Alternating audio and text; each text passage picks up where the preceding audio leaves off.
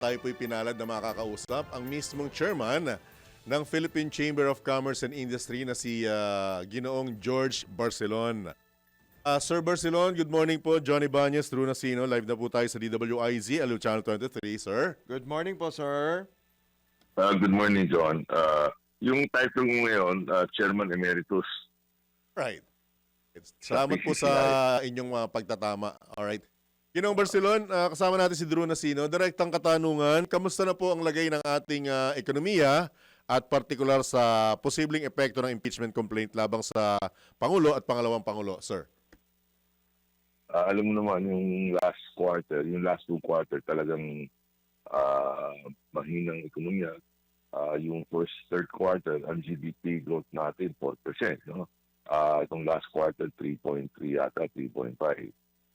So, yung umpisa ng 2026, medyo matamlay. Walang momentum ang ekonomiya. Primarily, dito sa effect ng flood protection scandal. Ang isang malaking bagay sa ekonomiya natin, yung gastos ng gobyerno, yung mga heavy lifting, mga key projects, na hold, di ba? Sabi ni Presidente, wag muna na itong mga tuloy na project. So, malaking effect dito sa atin. Consumer side, we can feel it. Of course, medyo umangat yung December, bear month. But going up to the bear month, you can see the weakness in the market.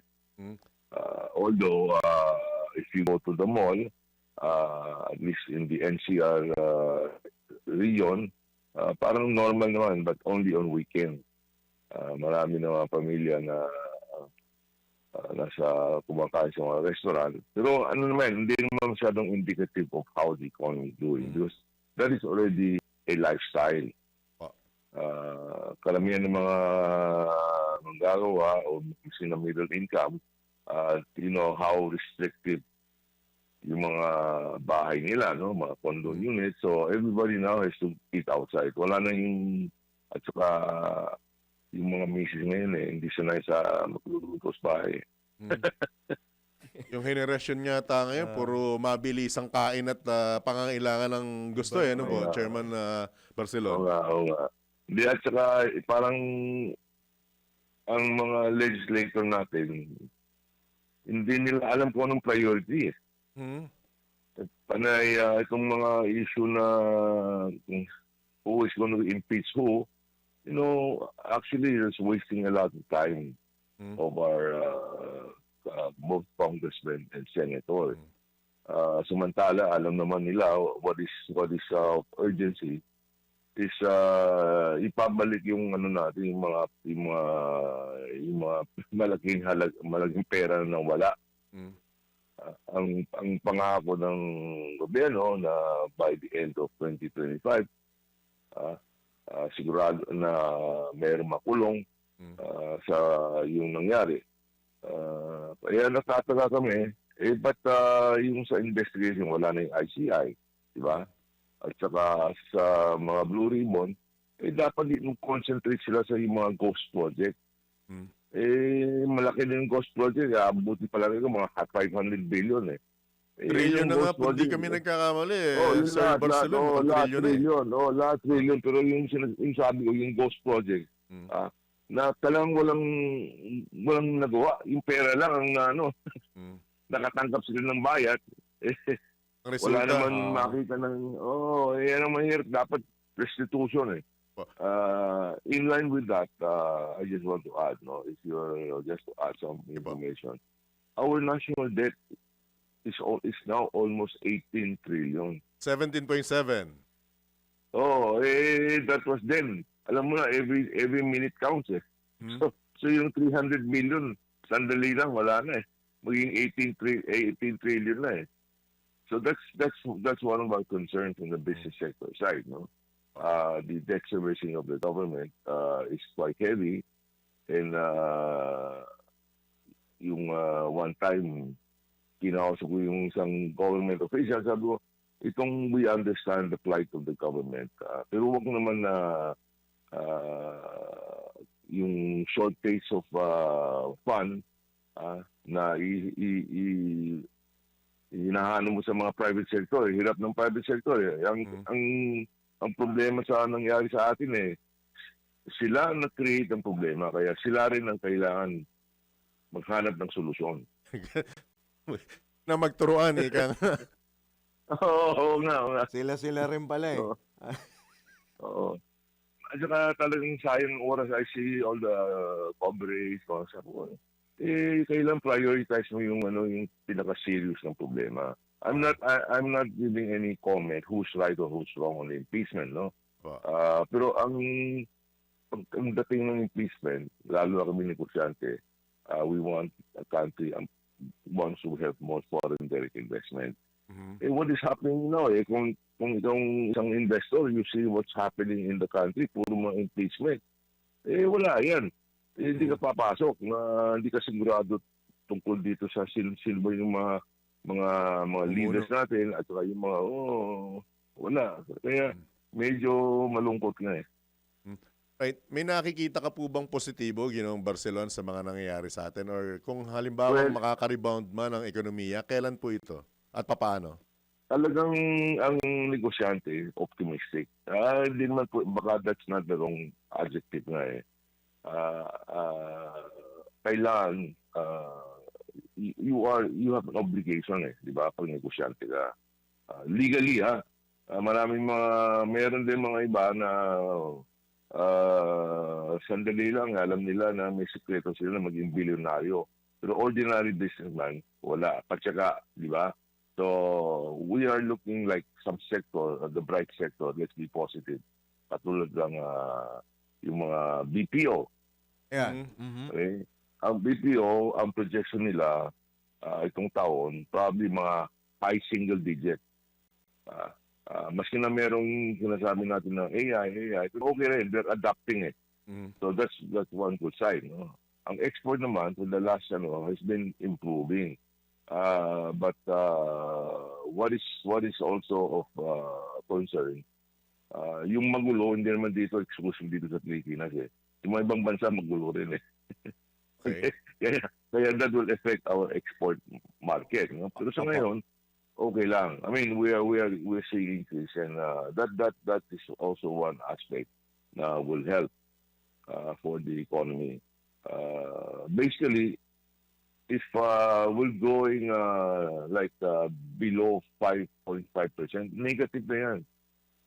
It's already negative. Yung ang sustaining is about 5.5 eh.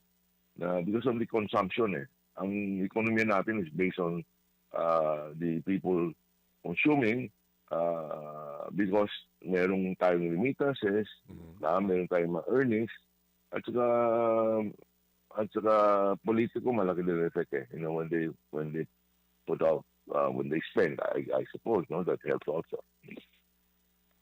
Opo. Sir George, kahit bahagyang bumagal po yung ating ekonomiya sa makatuwid, hindi pa rin naman tayo mawawalan ng mga investors kahit meron silang mga nakikita na mga ganyan problema sa atin, yung political system natin may problema. Sa makatuwid, meron pa rin talaga tayong maaasahan na merong silver lining. Ika nga, di ho ba? Meron. Kaya sabi ko, we're optimistic. Itong taon nito, di ba, ASEAN 2026. Tayo ang host ng ASEAN 2026. Sa ngayon, meron kaming yung mga foreign business council, they're already getting in touch with us, no, with the various counterpart nila na business council. So they are seriously. It's not that something special, but it so happen tayong host for 2026. And then itong mga Western country, as I said, no, the economy is not exactly going up, no. Hindi plateau, it's also slightly good. They're aging also. I mean, all of these European country, Western country. So they are looking, not just in the ASEAN, they're looking for two big consumer market. Ang dalawa, Indonesia at saka tayo, Pilipinas. So they are coming in. I mean, we have as I noticed that UK is continuing their investment, Netherlands also, US of course tuloy pa rin ang mostly in the I would say in the IT sectors. So earlier narinig ko yung sinabi mo tungkol sa bigas. Sana man there will be more activity in the agriculture, no? Yes, sa agri-sector. Basic sa atin eh.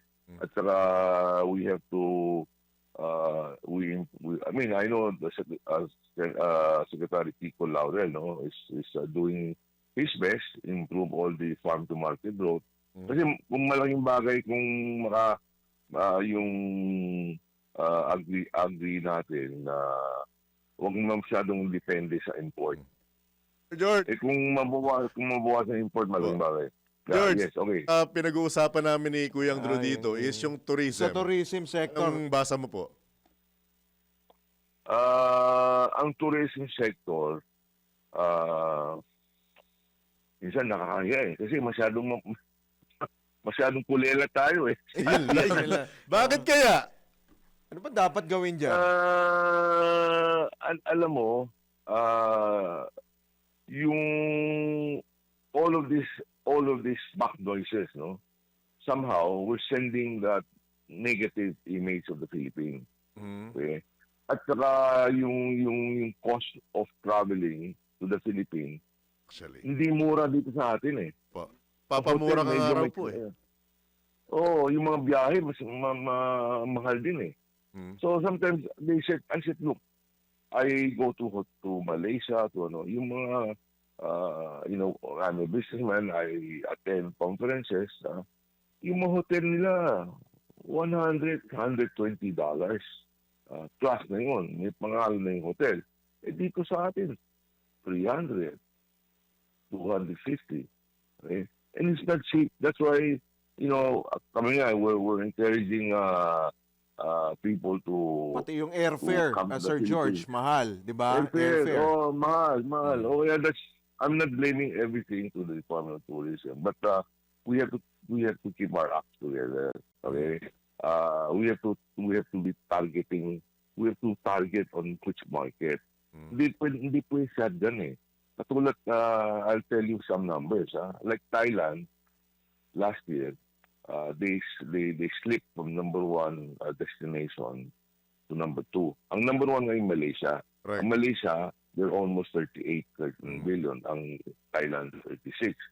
But why am I saying Thailand? Or maybe the same numbers, it's true, no? Yung European market nila is already 8 to 8.5 million tourists. Wow. European. Wow. They come from Europe. They're already in this part of the world. No? Sana naman, if we can attract them to just, malapit lang just hub. Kalahati lang nun, sir? Oo, kalahati lang. So yung isang bagay, Kadikit lang natin. you have to have targeted. Pangalawa, why the number has been sustaining so high. Nakita nila talagang kung sinong big can generate big tourists. China. Itong 5 years, they're giving free visa already, non-visa requirement eh. Tayo naman, buti nga itong taon January, we're doing that, no? For the Chinese visitor. Pero mabagal pa rin. I heard some investors sabi nga, yung sabi nyo na walang visa, wala rin, mabagal din. So I don't know why we're not getting. You ask me why. I don't know why we're not getting up together. But I'm saying, mahal, traveling, hotel, and then again, there's that concern about peace and order. Alright. Okay. Okay? George, So, I nakikinig hope- po sa inyo ang pamahalaan. Ano pong mensahe niyo po sa kanila? Go ahead. Ano pong may papayo nyo? Ang ko is kailangan prioritize nila ano bang mga